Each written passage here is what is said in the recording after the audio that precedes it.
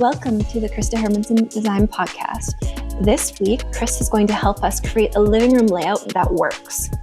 Living rooms are where we spend a lot of leisure time doing a myriad of activities. With so much furniture, seatings, and entry points, getting the layout right can be tricky.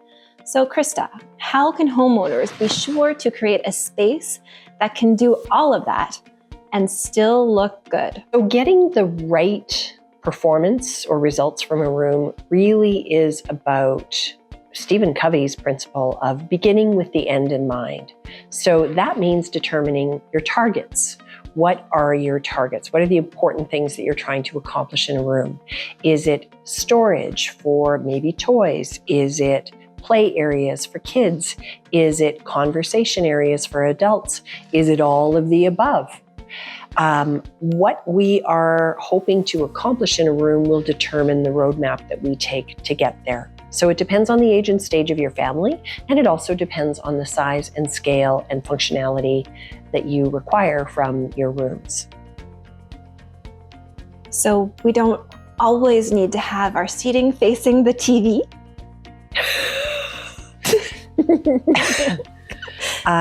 Well, it depends on what the function of the room is. If it's an entertainment area solely, then obviously you would have your seating facing the television and you would set up your surround sound and your gaming consoles and all of those things to be factored into the design of the room. However, many rooms require a multi-purpose sort of approach, which is what great rooms or family rooms do in most homes. So in a family room or a great room, you might decide to conceal the TV. You might decide to not include a TV in that room, depending on what it is you're hoping to support. And by all means, not all furniture needs to squarely face the television if you decide to include one in the design of the room. We'll show you some examples in this video, and that we'll also reference them in the audio portion of the tape so that you can look at them perhaps on our website or in the YouTube video and get a sense of what we're talking about, just in case you're listening purely audio. But a television can be one of maybe a couple of focal points in a room, and it can also be set up to be disguised as art. One of the recent developments that I've seen in terms of television design, and they're definitely an upgrade, they're not as common yet as I think they will be, are televisions that look like art. So it's got a frame on it, it's beautiful, and the projection is of an art piece. So you can have that change through the day, or you can choose one consistent piece of art that you want to display. And we recently started working with a family that has one already installed above their fireplace, and it's beautiful. I had to look twice to realize that it actually was a television screen. And I love that they already incorporated that, and that's not something that we need to solve for them. So we have an example here where we have a TV and we have a fireplace on the same wall, which is pretty common in Calgary to have these built in the same wall. Can you explain why this might work and the layout of this room? Yeah, we presented a few options to this family, and this is the one that ultimately they decided to proceed with. And it's a little bit unusual because the television and the fireplace are adjacent to each other, but not one above the other, which is a more typical sort of design element in Calgary. And that typical design element works if you are doing most of your viewing from the faraway point in the kitchen. You know, maybe you're making dinner and the kids are watching sitcoms or whatever, if they're still watching cable TV. And that allows you to watch while you are standing far away and sort of be at eye level with the television set. So it can work in kitchen adjacent areas, and it can also work above pool tables or in larger family entertainment areas, perhaps on your lower level. But in this case, we decided to split the functionality of the TV and the fireplace in order to allow for optimal viewing angles of the television from the family room. We wanted the warmth and the coziness that a fireplace would provide, and also the drama of that beautiful stone that we used as a backdrop. But within the whole wall unit, we also incorporated a television because this family are huge sports fans and the games are always on. And mom didn't want everyone disappearing down to the lower level and feeling excluded. She was doing meal prep or something in the kitchen. It was really to create a gathering place for the entire family and to respect the ergonomics of a seated viewing height, which is one of the more important considerations. When you're looking at your television set, you should be looking with your eyes angled slightly downward and not upward. That creates a lot of tension on the neck, and over time, it's actually very hard on your vertebrae. So optimal viewing angles are slightly down. So think about having the bottom of your TV about level with maybe the sitting surface of your sofa. That's kind of a good guideline to use. Awesome. I've seen a lot of TVs that are very, very high. Yeah. You're like, you have to lie down in order to protect your neck. Oh my gosh. And that's fine if that's your typical viewing position, but it's not really natural for most people. Which kind of leads me to sort of the furniture layout and how we select the right pieces of furniture for our room. So, this is a really important question, because what this really needs to be informed by is what is comfortable and what is typical behavior for the family within the space. So in this particular family room, we've got the kitchen in the background and then the family room in the foreground with the fireplace and the TV on that wall. They're actually reversed. And so knowing that family well, we found out that, someone likes to sprawl on the sofa and lie down and watch television, while someone else might be in the kitchen cooking or puttering or working on their computer at the island or doing any number of things. Also, there are 2 chairs that very squarely face the television, so a person can sprawl out there. But in order to give the family lots of flexibility, we also put the television on an arm so that it can be angled to face one direction or another, depending on who's in the room and how things want to be viewed optimally. So there are a bunch of ways to customize how this works for your family. And again, it comes back to beginning with the end in mind and understanding what works for this family. So how do we kind of figure out the coordination of the furniture pieces, the fabrics, and the style? Because they're not matching, is what I'm trying to say. They coordinate. They're beautiful. Yes. You don't want your room to look like you went into the showroom and you bought, 5 pieces from the same set. You want your living room, or any room that you're working with for that matter, to feel curated and thoughtfully collected over a period of time. And you do that by adding layers to a room. And you also do that by selecting 1 or 2 pieces at a time. So in this case, the smaller sofa and the larger sofa are the same sofa frame. They're just slightly different sizes. And the reason they're different sizes is because of the walls that are behind them. The wall with the shorter sofa is actually a shorter wall. So we needed something proportionate to that wall to fit along that wall. Then we have the fireplace entertainment area, and we have a longer wall on the face of the property, or the south side of the property. And that's where we put the larger sofa, which also allows the dad to sprawl on the sofa and watch the hockey game. So we thought about the way the family was actually going to use this space. Then we dropped in the sofa frames and we said, yes, let's have some symmetry in the room, even though the walls are different sizes, by using the same sofa frame and the same sofa fabric, just a slight difference in size. And then we layered in other textures by dropping in an area rug. We put in a beautiful ottoman that also doubles as seating when there's a whole crowd over, which is such a great way to accommodate, a Super Bowl party or something like that. And then we have 2 chairs that are a little more tailored, that are directly facing the fireplace, that are really beautiful, like kind of cozy conversation nook. I've also done layouts where we've put those chairs or those types of chairs that are anchored in the center of the room that way. We put them on a swivel so that people can actually turn and be in a cozy, comfortable chair from the family room and still feel connected to what's happening in the kitchen, like it's not behind them, but they're actually, able to be out of the way, but still be part of the conversation.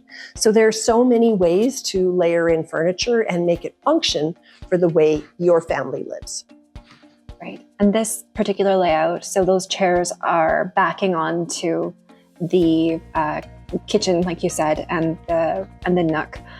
So they're kind of breaking up the space along with the area rug, but sort of in a way that doesn't stop your eye. It still says, this is the living room. This is not, but it's still one space. Yeah, absolutely. What the area rug does in that family room is it defines and anchors the area, that this is the cozier seating area. That's the area in which food prep takes place. We don't want carpets in there.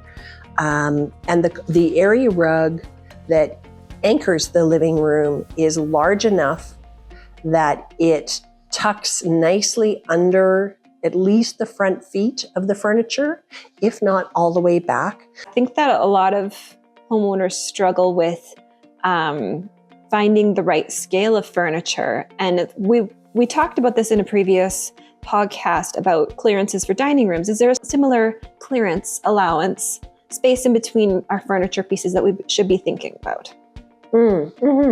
Yeah, there's some really simple guidelines. Now, this particular room that I'm sitting in is quite generously proportioned, and there's a lot more room than is required for comfortable clearances, if you like. So typically across the front of a sofa or a sectional, you should have about 12 inches to maybe 18 inches of space for people to get into the room. The other thing to consider is that when the furniture pieces that are being separated are all low, like these are, I love these tables because they do double duty. They can be used as drink tables, they float around the room, they're great when you're entertaining a large group, or they can be seating as well. So between the surface of the table or the edge of the table and the face of the sofa, you should have about 12 to 18 inches. Because the sofa seating is low, typically that's at about 18 inches off the finished floor, and your coffee tables aren't going to be that high as well, they can be a little bit closer together because you don't feel crowded still walking into that space because the tighter dimension is down near your ankles. So you're going to look where you're stepping, you're going to settle yourself on the sofa, and then even at 12 inches, a coffee table is a nice distance to place a beverage on if you're sitting on that sofa. So 12 to 18 from your coffee table to your sofa is a nice proportion to kind of keep in mind. And then entry to the room, what would you say? Were you saying 24? No, entry to the room, I would say you probably need, even in a smaller living room, I'd want to allow about 30 inches as an opening space. You can put 2 chairs close together, like in the example that we were talking about earlier, Britt. You can put those 2 tables, and then we've got about maybe 30 inches or 24 inches on either side of that to allow people to move into the room. And again, because the surfaces are lower, the chair backs aren't super high there. They're a more modern, low-slung chair. And we've got a lower backed sofa. You don't feel restricted even in a 24 to 30 inch opening walking into the space. Right. It's when things are vertical and very high that you need to give a little bit more room so that a person doesn't feel crowded or encroached upon. So if you had a wing back chair or something. Exactly. Okay. Yeah, exactly. Wing backs in there, I would want to allow a bit more room. That's great. I didn't really think about the lower furniture height being more welcoming and opening to other areas. If your space is smaller, how to select pieces that still allow you to feel not visually as heavy. Mm-hmm. My idea going in is that you would choose, a thinner leg or just a raised. Yes. Yeah. Yes. All of the above. Absolutely, in a smaller space, you need to have a sense of lightness. So, for example, this sectional is a bit of a behemoth. It's a big, heavy piece with a wide face under the cushions. So I might do a lighter, longer, taller, thinner leg, which is certainly more modern, in areas that have a smaller footprint. If the area has a smaller footprint as well, I might make sure that whatever piece I've got in the center of the room also incorporates some storage, especially if you've got a younger family. That's where the toys can go, or the throws, or whatever else might be necessary. So lighter, smaller pieces. Also thinking about scale very much. Like this sofa is something like 100 inches long or more.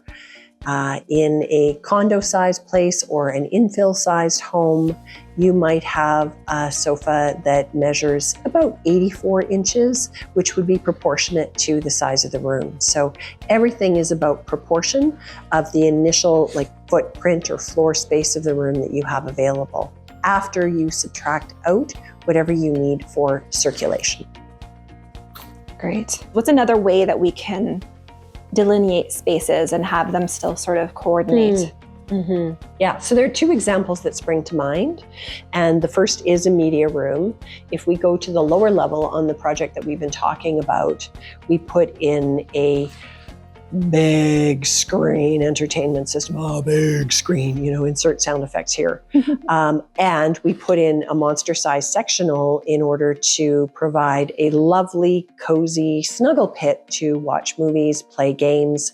We put in the center of that sectional an oversized ottoman, so it literally becomes almost like a chaise for 4 or 5 or 6 people when you're watching a movie or a game or whatever.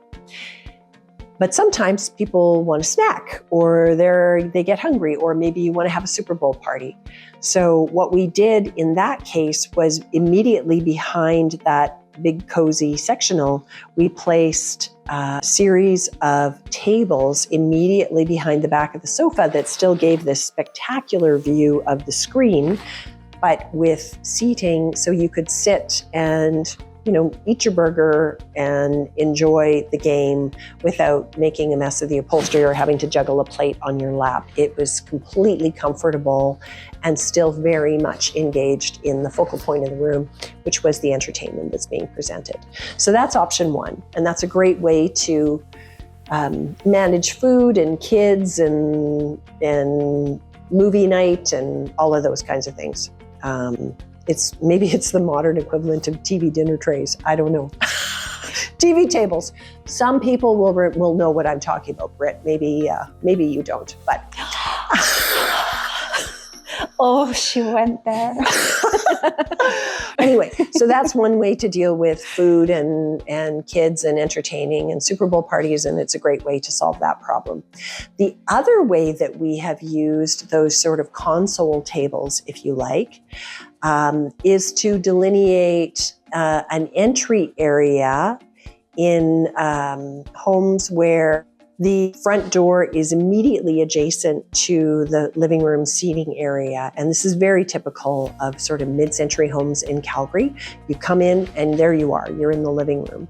So in the example that I'm thinking of, we found these beautiful textural tables that worked very nicely with all of the other layers of texture and elements that we incorporated into this decorating project for this family. We put lamps on either end of those tables to have like a welcoming low level of lighting. and also to further delineate the difference between the entry area and the family room. And then immediately in front of that, family room sectional. So there are always so many creative ways to work with furniture, to do those things without having to, add drywall or build anything in. I really liked that solution to that problem of just being right in the mix of the living room. It just feels strange, but it's in so many homes. If that's the case, if they have an entry point into their living room, is there anything else they might be able to do to delineate that space? Well, I think an area rug that anchors that space, that again is generous enough to fill that area. So again, it's not a postage stamp, or as I sometimes like to say, a pimple. A tiny little rug. It's not a pimple. Oh my gosh. Sometimes I come up with these really technical terms to describe things. And when an area rug is tiny in the middle of a space and completely disproportionate to the space, I have been known to call it a pimple in the room. So don't create a pimple. Make sure that your area rug in an entry area fully fills the entry area and anchors it. That tells people, okay, this is the foyer and the rest is your living room. In the example that I was just talking about, we also put in a generously sized, really colorful, pattern-rich rug because this client loved color and they had already owned the yellow chairs. So we used that as a jumping off point and layered in all that beautiful bright color to just tie it all together. Also adding multiple layers of texture. And I've talked about that before, and I will never stop talking about that because texture is your friend. Texture is your friend. So your guideline when selecting an area rug for your family room is to make sure that you are well inside sort of the footprint of your primary pieces of furniture. And I would say anywhere from 6 inches to all the way underneath all 4 legs, the front and the back legs of a sofa or the front and the back legs of a chair, so that the area rug feels generous enough. What that also does is it makes the room feel larger. It pushes the walls out and creates a much more expansive feeling of space. So please avoid, at all costs, having a postage stamp sized rug in the center of your living area. It'll make your living room or your family room feel so much bigger if you just have an adequately sized area rug. Well, I've already talked about where the furniture lands relative to the area rug. Yes. But now also let's talk about where furniture lands relative to the walls. Okay. Think of it this way. You don't want your furniture jammed up against the wall. You want to pull the furniture in and have some breathing space between the drywall and the furniture. So it's that balance between the size of your rug and then also the distance from the furniture. And you can have your furniture fully on your area rug or partially on your area rug as long as some of it is on your area rug. So when you're choosing your rug size, a good guideline there is to have it about a foot away from each wall. And then your furniture is pulled in onto that. So maybe the back legs are on the hardwood or the solid surface flooring, and the front legs are very firmly on your area rug, but pulled away from the wall. You need it to look like a gathering space where furniture is literally almost leaning into the conversation area, very much like the people who are going to populate that room. So most of our homes have, hardwood or laminate or LVP these days. But what if you've got a room that has carpet? Can you still put an area rug in that room? Yes, I would absolutely put an area rug on top of wall-to-wall carpeting. Say you don't love the wall-to-wall in your basement, but you need to live with it for a while.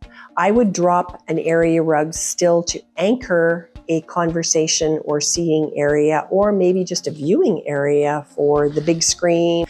and drop down an area rug to define that space, especially in the absence of framing that defines that room on your lower level. So there are lots of ways to use area rugs to anchor and define spaces. There are so many applications for rugs, and actually, Britt, that's an entire podcast that we should do, because rugs can be tremendously technical, and the budget for rugs can range from, terrific value to trust fundy sort of, family heirlooms. So there's a broad range of rugs that are available, and it might help our listeners to explore different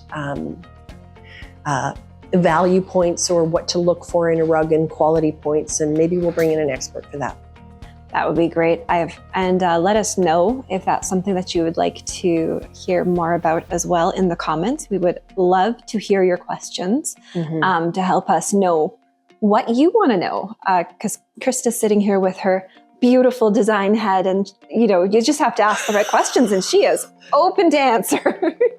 In regards to lighting in family rooms, which are often entertaining areas in this particular home, like there is no formal living room. This is where this family entertains. I see lighting as happening in layers, and I've talked about this before, and we have a really great blog that explores it in detail, and perhaps a future episode might include a more technical discussion of lighting, because lighting is incredibly technical.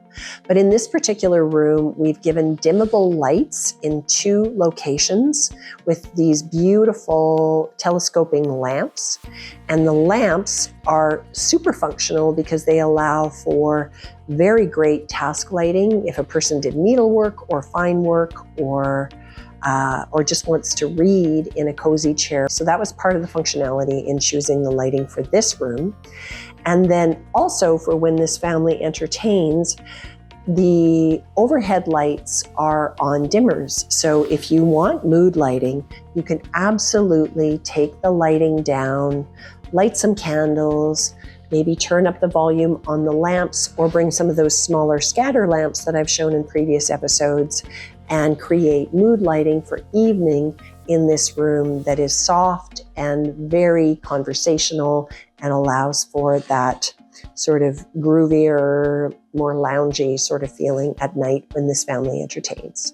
In my mind, pot lights are really for task lighting or for passageway lighting.